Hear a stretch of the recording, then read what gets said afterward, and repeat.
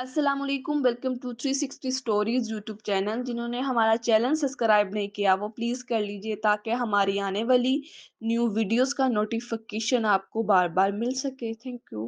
बेलौस मोहब्बत। बेलौस मोहब्बत के बारे में एक दिल को छूती हुई तहरीर।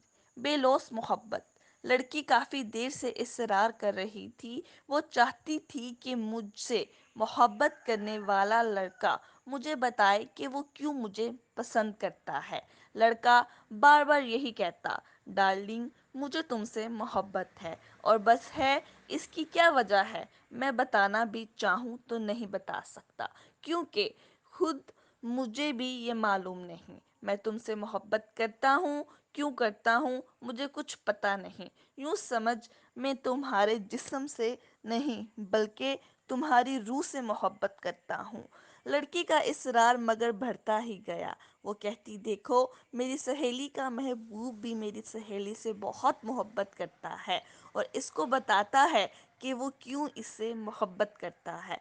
तुम मुझे क्यों नहीं बता सकते? मैं तुम्हारे मुंह से वजह सुनना चाहती हूँ। लड़के का हर बार वही जवाब होता, जानू मैं बगैर किसी वजह के तुमसे मोहब्बत करता हूँ। क्या ज़रूरी है कि मोहब्बत किसी गर्ज से, किसी वजह से ही की जाए? क्या बेलौस मोहब्बत नहीं की जा सकती? क्या मोहब्बत में वजूहात का जानना ज़रूरी है?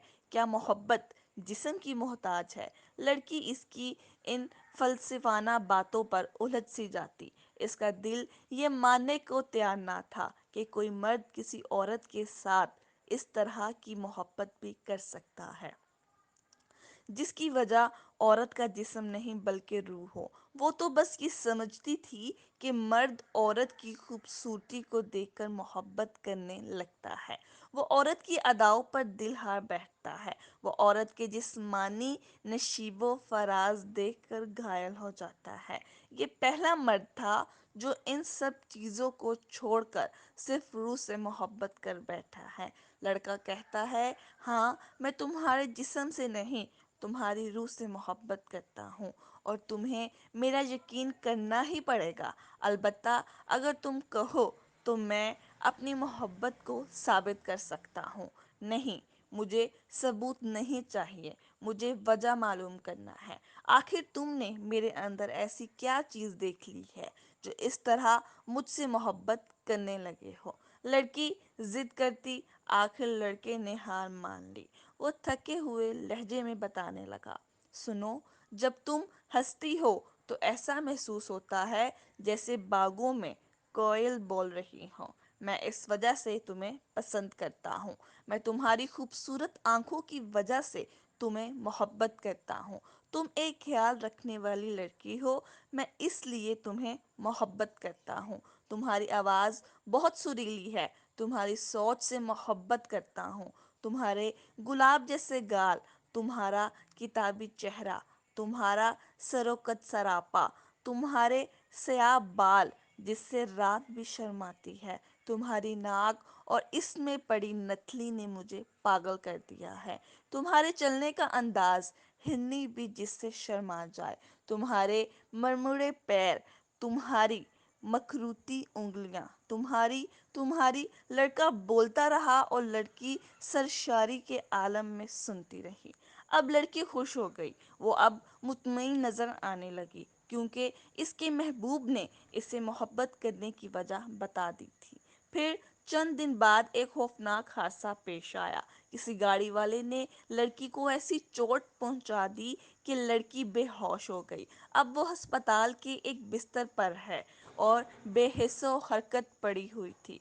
डॉक्टर इसके गिर्द घेरा डाले खड़े थे। गाड़ी की टक्कर से लड़की के दिल को ऐसी चोट लगी कि अब वो बहुत आहिस्ता धड़क रहा था। डॉक्टर मायूस थे क्योंकि लड़की का दिल काम करना छोड़ रहा था।